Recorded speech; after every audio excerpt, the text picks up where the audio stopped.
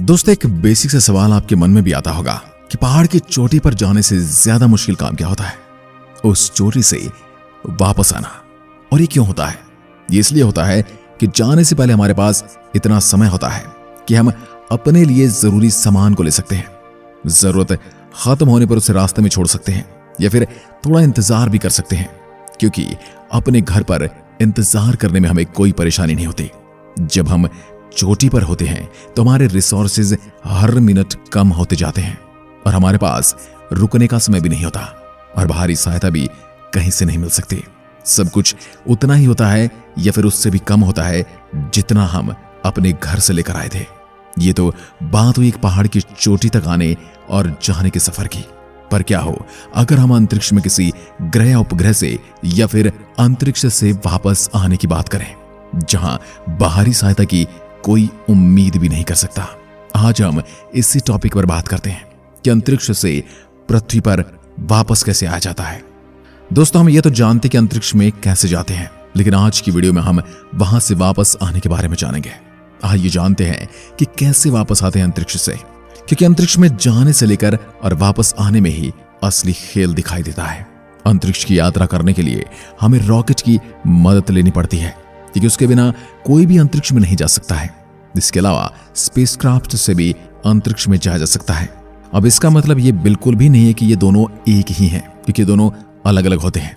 क्योंकि स्पेस में astronaut spacecraft में बैठकर ट्रैवल करते हैं, जबकि रॉकेट को आप एक टैक्सी से कंपेयर कर सकते हैं, वही स्पेसक्राफ्ट को एक सवारी से। अंतरिक्ष में स्पेसक्राफ्ट का ही मेन काम होता है। इसी में ही एस्ट्रोनॉट और एक्सपेरिमेंट के लिए जरूरी इक्विपमेंट रखे होते हैं। इसलिए अंतरिक्ष में जाने के लिए रॉकेट और स्पेसक्राफ्ट दोनों ही जरूरी हैं, क्योंकि जिस स्पेसक्राफ्ट से अंतरिक्ष यात्री को पृथ्वी से अंतरिक्ष में भेजा जाता है, उसी रॉकेट के इंजन से ही जोड़ा जाता है और वहीं से उसे अंतरिक्ष तक पहुंचना होता है। इस पूरे प्रोसेस को बेहतर तरीके से समझने के लिए पहले आपको यह जानना होगा कि रॉकेट काम कैसे करता है। दोस्तों, न्यूटन का थर्ड लॉ ऑफ मोशन कहता है कि हर एक्शन का एक इक्वल एंड अपोजिट रिएक्शन होता है। जैसे हम जब बॉल को जमीन पर उछालते हैं तो बॉल जिस स्पीड से हमें नीचे मारते हैं, उतनी ही स्पीड से वो वापस ऊपर की ओर उछलती है। और एक रॉकेट भी थर्ड लॉ ऑफ मोशन के सिद्धांत पर काम करता है। ढेर सारे फ्यूल के कंबशन से पैदा हुआ थ्रस्ट का इस्तेमाल करके ही रॉकेट जमीन से उठता है।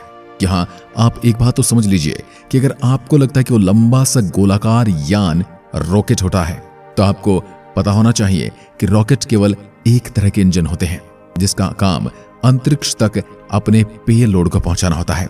पेलोड में कुछ भी हो सकता है। एक सैटेलाइट, साइंटिफिक इक्विपमेंट, अंतरिक्ष यात्री से लेकर स्पेस प्रोब भी हवाई जहाज की तरह ही एक रॉकेट को काम करने के लिए ईंधन की जरूरत होती है। जब ईंधन जलता है तो उसमें से गर्म गैसेस निकलती हैं। अपनी बनावट की वजह से वह रॉकेट इंजन इन सभी गैसों को नीचे की तरफ छोड़ने लगता है, जिससे एक क्रस्ट या फिर धक्का पैदा होता है और रॉकेट हवा में उठने लगता है। दोस्तों, एक रॉकेट और एरोप्लेन के इंजन में बहुत बड़ा फर्क यह है कि एरोप्लेन को अपने ईंधन को जलाने के लिए हवा में मौजूद ऑक्सीजन की जरूरत होती है, वहीं रॉकेट धरती के वायुमंडल के साथ साथ अंतरिक्ष और बेहद कम दबाव वाली जगह में भी उड़ सकता है, क्योंकि इसका इंजन ईंधन को जलाने के लिए जरूरी ऑक्सीडाइजेस्ट अपने साथ लेकर उड़ता है। इसके इंजन को बाहर से ऑक्सीजन लेने की जरूरत नहीं होती, इसलिए ये कभी भी और कहीं भी कितनी भी ऊंचाई तक उड़ सकता है। एक रॉकेट इंजन में दो तरह के ईंधन का प्रयोग किया जाता है, लिक्विड ईंधन या फिर सॉलिड ईंधन। लेकिन खास तौर पर एक स्पेस शटल में लिक्विड फ्यूल का ही प्रयोग किया जाता है। मेन रॉकेट इंजन के अलावा इसमें बूस्टर रॉकेट भी लगे होते हैं, जो इसे पृथ्वी की कक्षा से बाहर निकालने में जरूरी और एक्स्ट्रा पुश देते हैं, क्योंकि बूस्टर रॉकेट का इस्तेमाल पृथ्वी की कक्षा के अंदर ही होता है। इसमें सॉलिड प्रोपेलेंट का ही प्रयोग किया जाता है। फ्यूल खत्म होने के बाद ये मेन रॉकेट इंजन से अपने आप अलग हो जाते हैं और बाकी का रॉकेट अपने आगे की ओर निकल जाता है। अब आपको ये तो पता चल ही गया होगा कि रॉकेट क्या होता है, कैसे काम करता है। अब बढ़ते हैं स्पेसक्राफ्ट की तरफ, जो कि एक हवाई जहाज की तरह होता है, जिसके अंदर अंतरिक्ष यात्रियों को रहने, खाने पीने और सोने जैसी तमाम जरूरतों के हिसाब से सारी फैसिलिटीज मौजूद होती हैं। स्पेसक्राफ्ट का आगे के हिस्से में उसका पूरा कंट्रोलिंग सिस्टम होता है, जहां से अंतरिक्ष यात्री उसे कंट्रोल कर सकते हैं। जैसे ही एक स्पेसक्राफ्ट अंतरिक्ष में पहुंचता है तब उसका मेन रॉकेट इंजन भी उससे अलग हो जाता है और यहीं से शुरू होता है स्पेसक्राफ्ट का सफर, जिसकी कमान अंतरिक्ष यात्रियों के हाथ में होती है। ग्राउंड पर बैठी टीम कंट्रोल कर रही होती है। अंतरिक्ष यात्री इस स्पेसक्राफ्ट को ठीक उसी तरह से चला सकते हैं जैसे कोई पायलट एरोप्लेन को उड़ाता है। इसके अंदर एडवांस टेक्नोलॉजी वाले सेंसर और मशीनें भी लगी होती हैं, जिनकी बदौलत ही अंतरिक्ष यात्री स्पेस में रिसर्च और एक्सपेरिमेंट परफॉर्म कर पाते हैं। स्पेस ट्रैवल के लिए एक स्पेसक्राफ्ट को रॉकेट का होना जरूरी है, इनके बिना ये मुमकिन नहीं। लेकिन रॉकेट को लॉन्च करने के लिए जिस तीसरे मेगा इक्विपमेंट की जरूरत पड़ती है वो है लॉन्च पैड। लॉन्च पैड वो प्लेटफॉर्म होता है जिसकी मदद से रॉकेट को आकाश की तरफ एक सीधी रेखा में प्रोजेक्ट किया जाता है। लॉन्च का यह प्रोसेस रॉकेट के पेलोड पर डिपेंड करता है। पेलोड जितना ज्यादा होगा, लॉन्चिंग की स्टेजेस भी उसी के हिसाब से प्लान की जाती है। लॉन्च होने के कुछ मिनट बाद ही शटल पृथ्वी की कक्षा में प्रवेश कर जाता है, जिसके बाद रॉकेट पृथ्वी में वापस आ गिरते हैं। दोस्तों, आपको यह पता होना चाहिए कि एस्ट्रोनॉट पृथ्वी की कक्षा से ज्यादा दूर नहीं जा पाते। कई वैज्ञानिकों का कहना है कि हमारे पास उस क्वालिटी की टेक्नोलॉजी नहीं है कि हम खुद जाकर डीप स्पेस में एक्सप्लोरेशन कर पाएं। इंटरनेशनल स्पेस स्टेशन एस्ट्रोनॉट के लिए एक होटल की तरह होता है, जिसके अंदर कई मॉडर्न इक्विपमेंट्स और फैसिलिटीज मौजूद होती हैं। अंतरिक्ष में जाने वाले ज्यादातर एस्ट्रोनॉट अपनी रिसर्च और एक्सपेरिमेंट को ISS या फिर इंटरनेशनल स्पेस स्टेशन से ही परफॉर्म करते हैं। इंटरनेशनल स्पेस स्टेशन पे यानी ISS पर कैसी होती है एस्ट्रोनॉट की जिंदगी, इस पर हम दूसरा वीडियो बना सकते हैं अगर आपको इसके बारे में जानना है तो।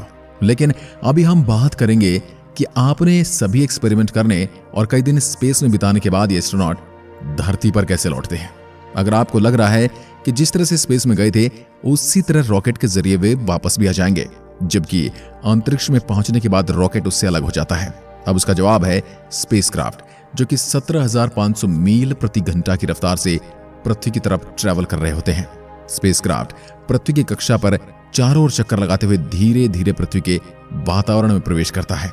पृथ्वी के वायुमंडल में प्रवेश करते हुए स्पेसक्राफ्ट को तेज और गर्म हवाओं का सामना करना पड़ता है, और यह हवाएं इतनी खतरनाक होती कि इनके तेज घर्षण के कारण स्पेसक्राफ्ट जलकर राख भी हो सकते हैं। इस कंडीशन से बचने के लिए स्पेसक्राफ्ट की ऊपरी सतह पर एक खास तरह की हीट रेजिस्टेंट चादर लगाई जाती है।